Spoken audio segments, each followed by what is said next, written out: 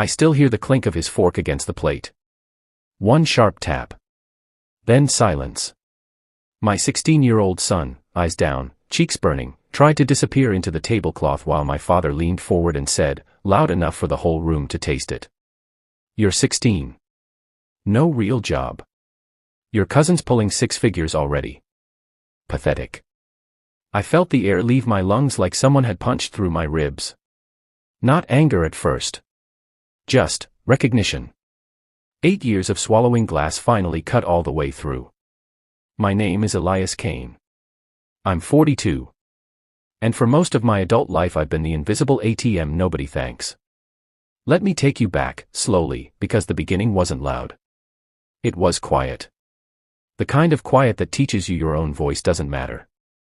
I grew up the spare parts kid. My father, Victor Kane, sold commercial real estate.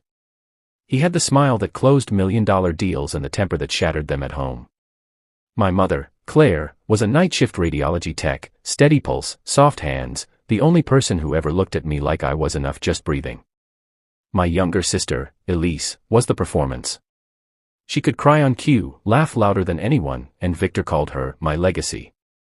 When she crashed her new Jeep at 19, he bought her another one the next week. When I hydroplaned his company sedan at 17 and left a 3-inch scratch, he docked my summer job pay for 6 months and still brought it up at every holiday until I was 30. I learned early, love arrives with conditions. Mine was usefulness. I went into forensic accounting because patterns don't lie. People do. Numbers just sit there, cold and true. Scholarships, night shifts, no loans. I built a life with straight lines, mortgage, 401k, emergency fund. Then came the divorce. Not dramatic. Just 2 exhausted people who stopped pretending the other one was the answer. Joint custody of our son, Rowan. I kept the apartment. I kept the bills. I kept pretending I could carry it all alone. That's when Victor started calling more. Mom's cancer diagnosis hit like a freight train. Chemo, scans, copays that arrived faster than hope. At first the asks were small. Can you spot me for the deductible? Then bigger. Behind on the house because of the treatments. I believed him. I wanted to believe him. I wired $2,800 a month. Automatic. Silent. I told myself it was for her, for the good days she still had left. She died 3 years later. The wires never stopped. Victor treated the money like an inheritance he'd already spent. New golf clubs. A boat he never used. A luxury SUV he traded in after 18 months. When he wanted the sleek black electric coupe everyone was posting about, he didn't even pretend it was for necessity. Elias, it's an investment. Zero fuel. Tax credits. You'll save in the long run. I stared at him across the kitchen island, the same island Mom used to chop vegetables while he yelled about property taxes, and thought, I literally teach people how to spot financial manipulation for a living. And here I am. I put the car in my name. Loan. Title. Insurance. He'd pay me back $800 a month.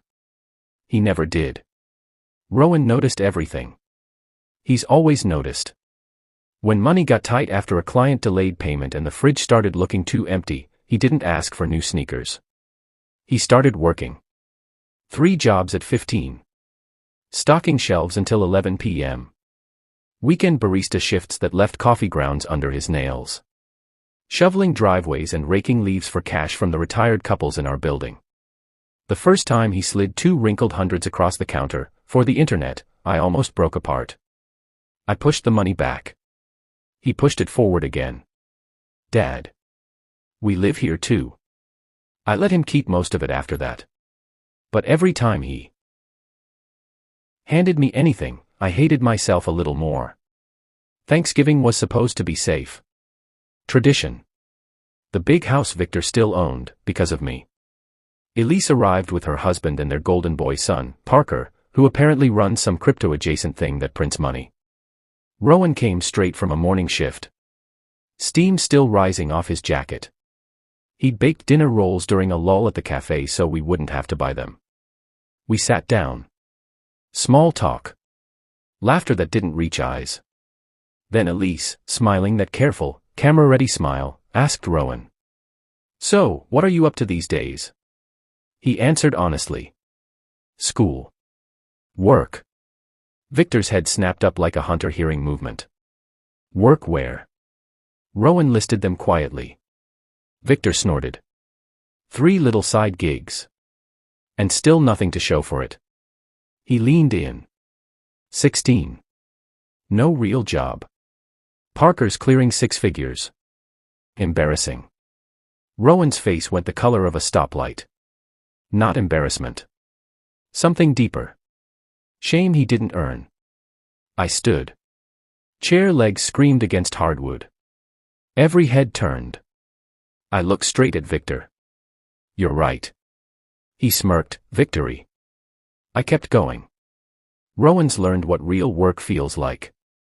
Unlike the person who's been cashing my $2,800 a month for the last 9 years.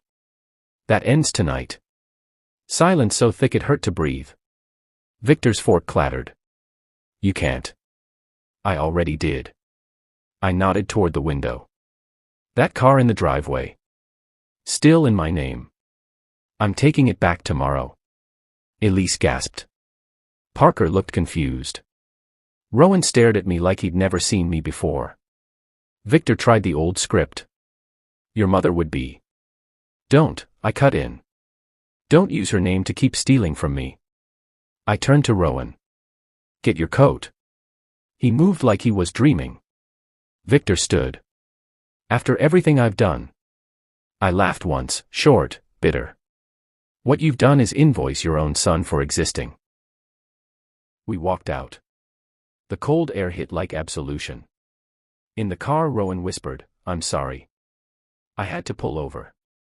Tears burned my eyes for the first time in years. "No. You're the only one who has nothing to apologize for." Next morning I stopped the transfer. Removed him from the insurance. Picked up the car with a friend who knows how to document everything. Victor stood on the porch, arms crossed, face purple. "You're really doing this?" I held up the fob. "I already did." He called for weeks. Angry. Begging. Guilt-tripping. "Your mother would." I saved the voicemails. Evidence. Not revenge. Protection. Rowan still works. But now when he hands me money, I hand most of it back. He's saving for college. I'm finally saving for him. I don't know if Victor will ever understand. I don't know if I care anymore. But I do know this. The moment I stood up, something in me came back to life. Something that had been bleeding out for almost a decade. If someone humiliated your child, right in front of you, while sitting on the life you paid for, would you have stayed quiet? Would you have kept writing the checks? Or would you have finally said, "Enough"? Tell me in the comments. No judgment. Just truth. And if you've ever carried a family member's weight until your spine cracked, leave a like. Not for me. For the kid who's still learning he doesn't have to fix everything alone. Thanks for listening. I'll see you in the next one.